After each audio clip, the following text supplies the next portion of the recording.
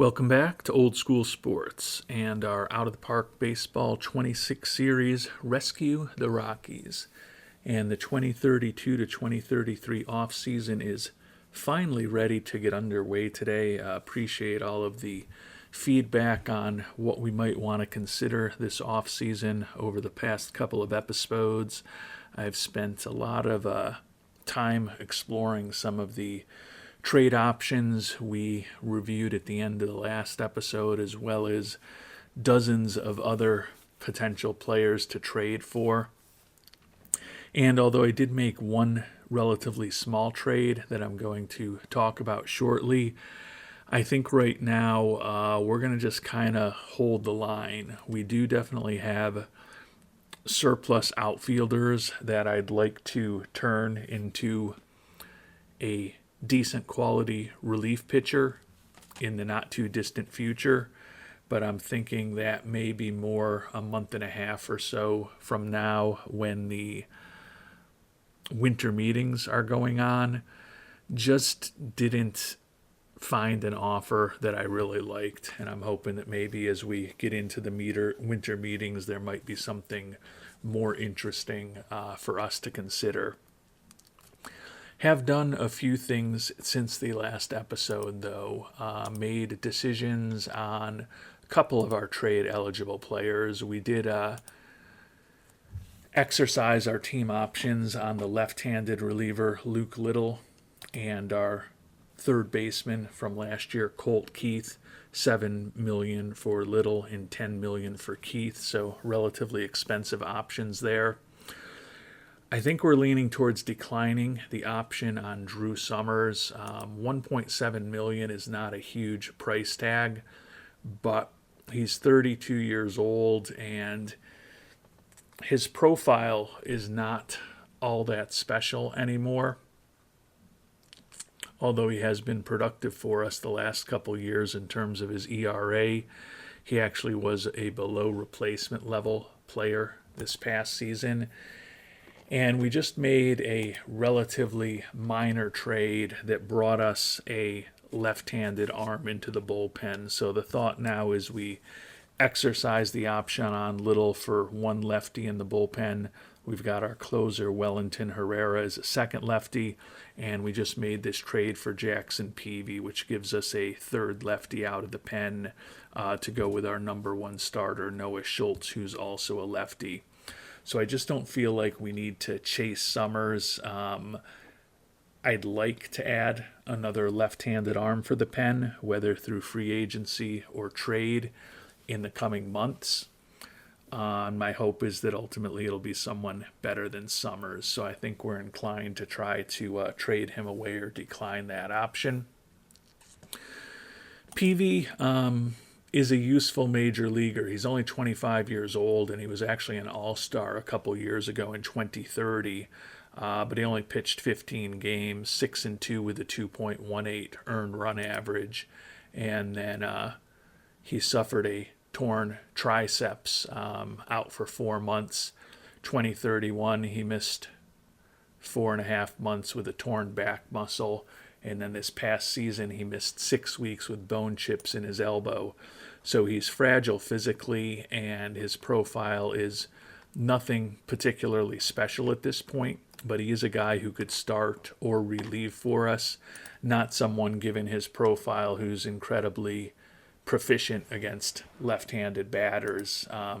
Kind of just a guy, but he's younger than Summers. Is going to be making a little more than Summers, looking for about $2.5 million in arbitration. But the fact that he's younger than Summers and can also start and is arguably better than Summers when he's actually healthy and on the mound, felt like bringing Peavey on board made sense. Didn't have to give up a ton to get him either. Matthew Priest, you might remember him. We picked him up in a trade with the Mets a couple years ago. Gets a guy who was with a major league contract off of our 40-man roster, so we saved a little money there to help pay for Peavey.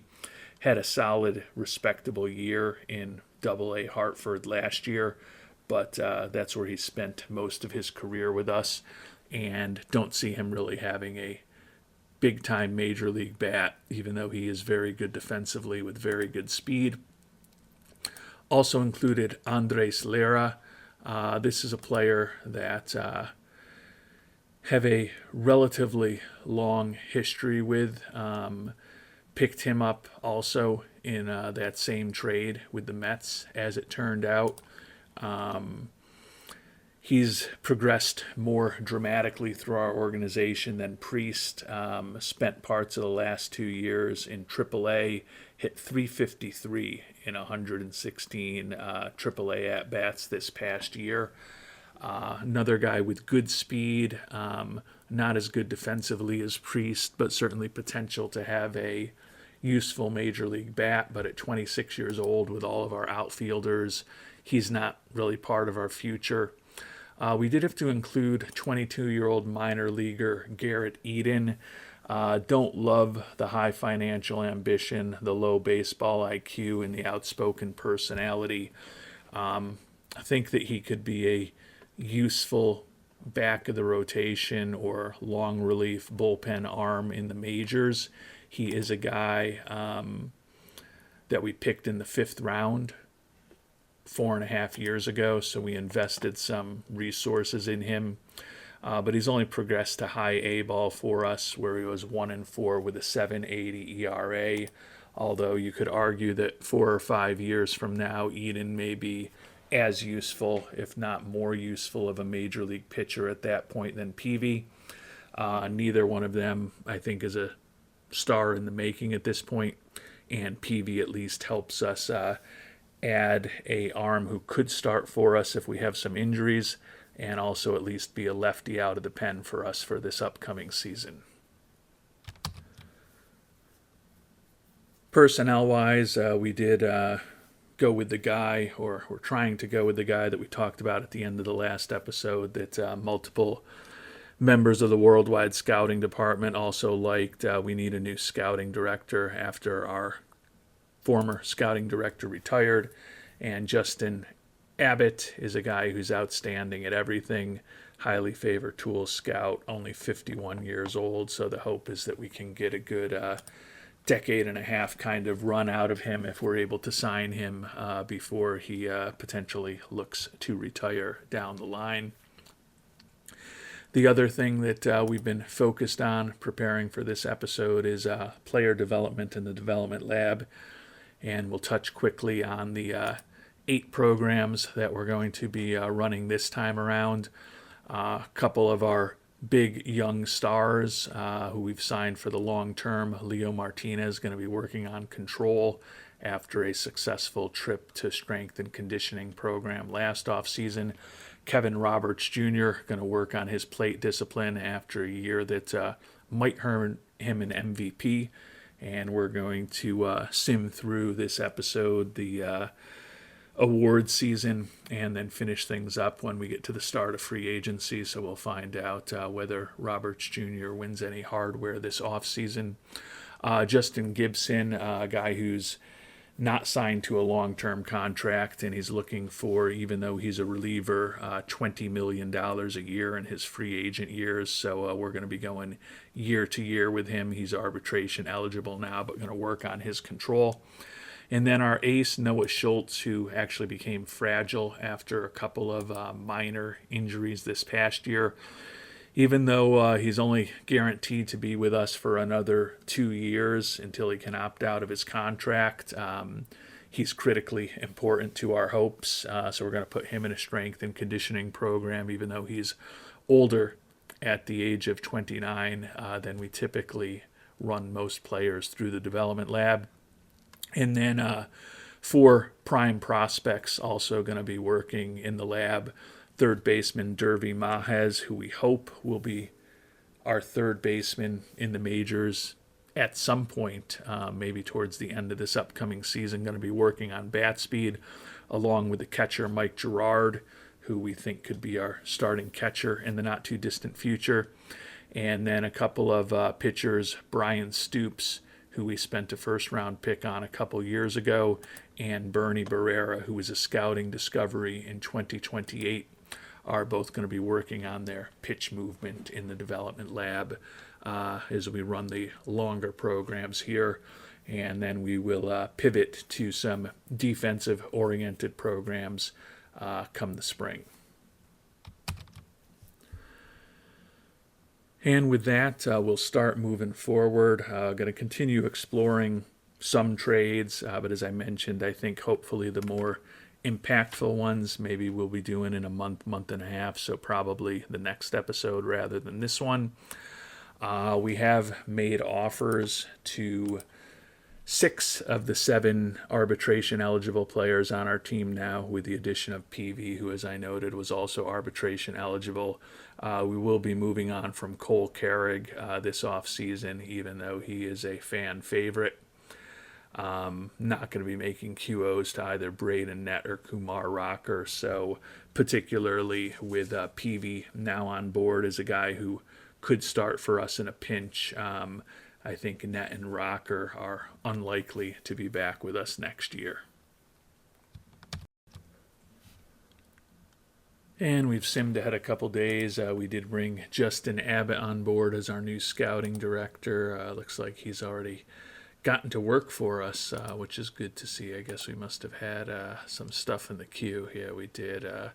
Can see we don't have a very high level of accuracy, unfortunately, at this point with the new scout coming on board. So we'll need to be spending some time this off-season rescouting some things and getting back to hopefully a very high level of accuracy on not just our players and the rest of the major leaguers, but hopefully the upcoming IAFA pool and then eventually the 2033 draft class.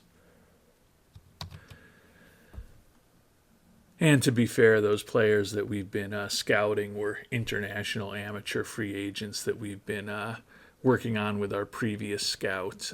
So makes some sense that those players have low scouting accuracy at this point, since the pool was just announced less than a month ago. But as you can see, even with guys who have been with our team for the long term, only average scouting accuracy now with the turnover in the scouting department.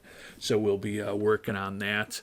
I have gotten some of our arbitration eligible players signed: Isaiah Shader, Dean West, the newly acquired Jackson Peavey, Dylan Jordan, who had that outstanding year for us. The fans excited to have him back. Excited to have Justin Gibson back as well. So making some progress there. Still waiting to hear back from Marcelo Meyer, who actually had the biggest request of anyone as far as our arbitration eligible players this year. Only a 1-point boost in fan interest from bringing back both Jordan as well as Gibson, but at least we're moving in a slightly positive direction. And Marcelo Meyer also signed, so all of our arbitration-eligible players on board. We've also started hiring some coaches for the minor leagues. Unfortunately, even though the fans supposedly had a positive reaction to Meyer coming on board, no change to our fan interest yet. And no Gold Gloves for our Colorado Rockies this year. The Silver Sluggers will be tomorrow. One of our former pitchers, Ryan Kerkering, was just named the Mariano Rivera Award winner over in the American League. He had a monster year for us a couple years ago, but was looking for $17 million a year, which just wasn't a number we could really afford back then for a reliever. One positive thing that makes me feel a little better about moving on from Kerkering was that we also had a Mariano Rivera Award winner, Wellington Herrera, our closer, the Mariano Rivera Award here with a not unanimous win, but a pretty easily win with 26 first place votes here. Herrera, 43 saves on the season, 7 wins, 37 shutdowns to 6 meltdowns, a 2.72 ERA, and almost 10 strikeouts per 9 innings. Luke Little, who we exercised that option on a few days ago, finished 6th in the voting. A little surprised, actually, that Justin Gibson didn't get any love for the award also. But as we've talked about, we kind of like the back end of our bullpen for the late innings. The goal in the coming episodes and the coming months of this offseason is going to be to hopefully bolster the long and middle relievers a bit from where they are today. And the Silver Slugger Award winners were announced today, and in what I would imagine is the first time that something like this has ever happened. Our outstanding outfielder, Kevin Roberts Jr., who led the league in runs, home runs, and ribbies, did not get a Silver Slugger Award. There were some big years from other outfielders, and Roberts Jr., I guess perhaps with the fact that he played 71 games in right field, 42 in left, and 38 in center, maybe technically didn't play enough games at any particular position to be eligible for the award, but still definitely surprising to see a guy who led the league in, as I said, homers, ribbies, and runs scored, not get any love as far as a Silver Slugger. Still holding out some hope that he's going to get some love when it gets to the MVP award in a few days, though. And in unsurprising news, after a record-tying 116-win season, Toby Staveland wins his third consecutive Manager of the Year award. We've led the major leagues in wins each of the last 3 seasons. Of course, won the World Series a year ago, made the World Series 2 years ago, and flamed out of the playoffs in the Division Series this past year. And we've made it through the end of awards season, so we will talk about the big awards. Over in the American League, we have a unanimous Cy Young Award winner, Omar Portillo of the Los Angeles Angels, also known as Bronc.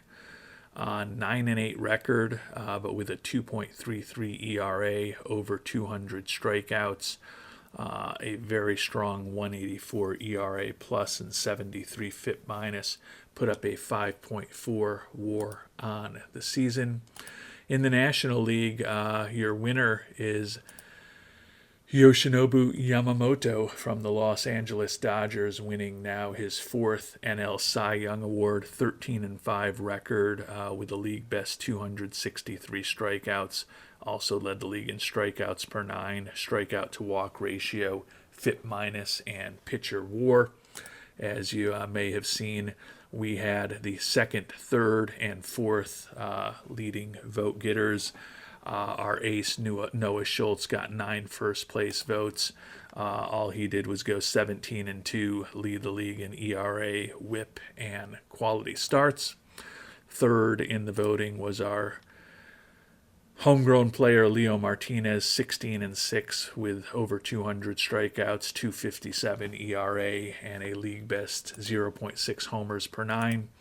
And 4th in the voting was Dylan Jordan, who led the league with 18 wins, 283 ERA, and 215 strikeouts. So kind of felt like Yamamoto was probably going to win the award, but if we can have 3 of the top 4 vote getters in the Cy Young Award again next season, it's going to mean we probably have another very successful regular season.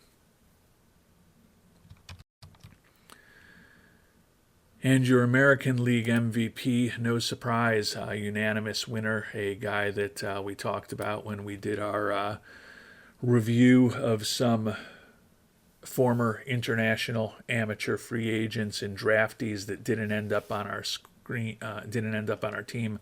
Jose Estran, a monster year for the White Sox, led the league in runs, hits, doubles, batting average, on-base percentage, slugging percentage, OPS, WRC plus, and put up a league best 9.3 WAR.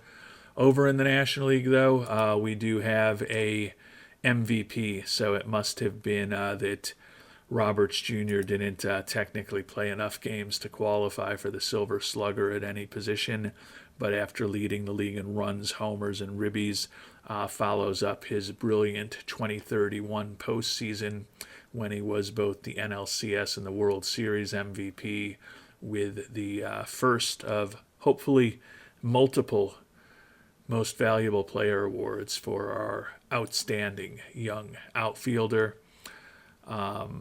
Also got some support for our pitcher Noah Schultz, Leo Martinez, and Dylan Jordan, who, as we talked about, finished 2, 3, 4 in the Cy Young Award voting. And then Gus Nieves, who ended up on the IL with that big injury right before the playoffs, and our shortstop Ezekiel Tovar also received attention for the MVP award as well.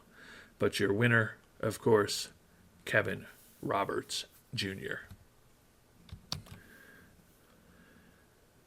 And we've made it to the start of free agency. Not necessarily going to be able to be major players this year after that massive signing of Noah Schultz a year ago, as well as bringing Colt Keith on board.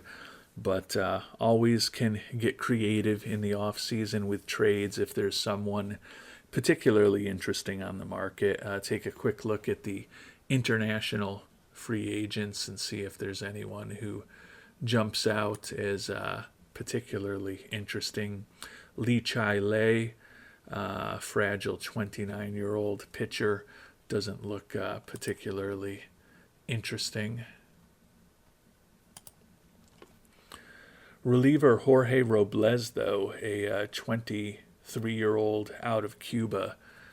Don't love the very mediocre stuff, but a ground ball pitcher with potentially outstanding movement, also decent control on his pitches.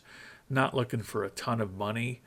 Might be somebody to try to get to know a little better in the coming weeks. Second baseman Raul Castillo, 26-year-old, not a particularly interesting looking prospect. Third baseman Ivan Ortega, a younger prospect, low baseball IQ, not the greatest range defensively.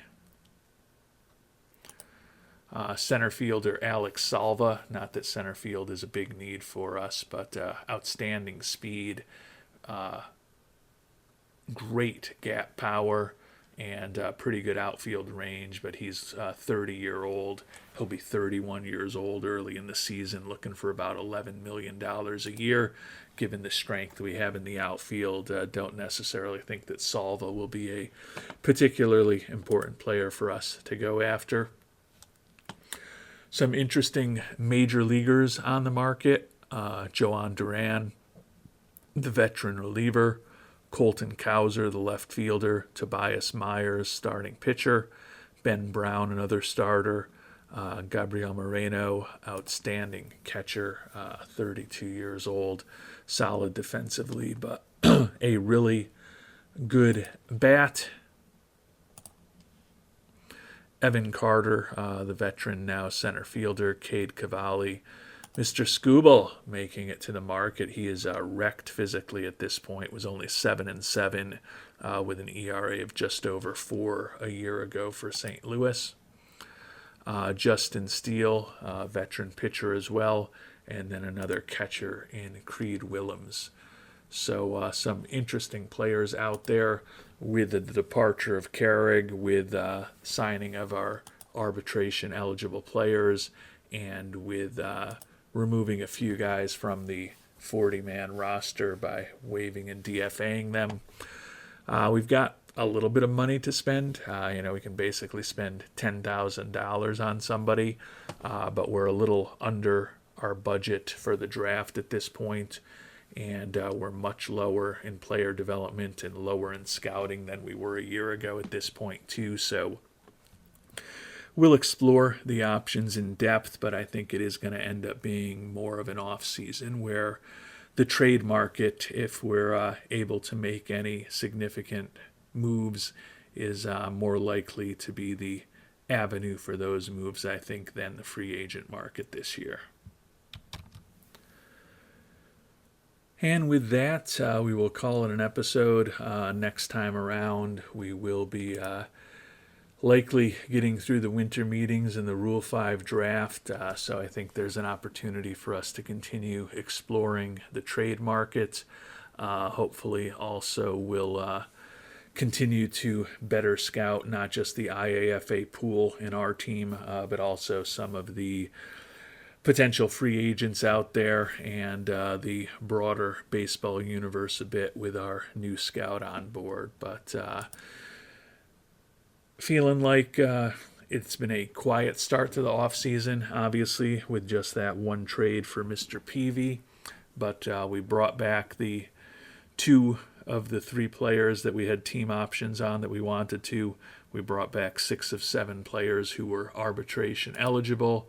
And as we sit here now, only 32 men on the 40-man roster, so we've got an opportunity to potentially add some Rule 5 eligible players in the coming weeks before the Rule 5 draft, and ultimately hope we can position this team as well as possible to try to win a World Series title in 2033. And we'll find out how the off-season continues to progress in our next episode. Until then, thanks so much for watching, and hope you have a great day.